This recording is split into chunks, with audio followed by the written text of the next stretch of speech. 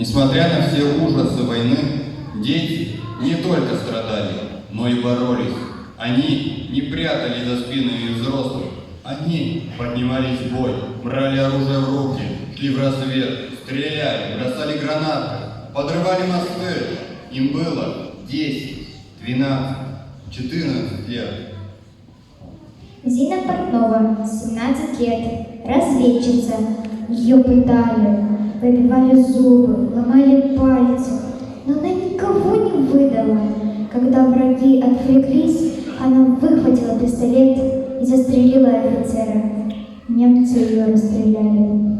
Валя Котик, 14 лет, партизан. Подрывал немецкие эшелоны. Погиб в бою, будучи раненым. Не сдался. Марат Козей, 15 лет, партизан-разведчик.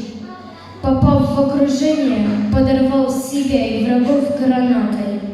Леня Голиков, 16 лет, разведчик. Подорвал немецкий штаб. Погиб в 1943 году.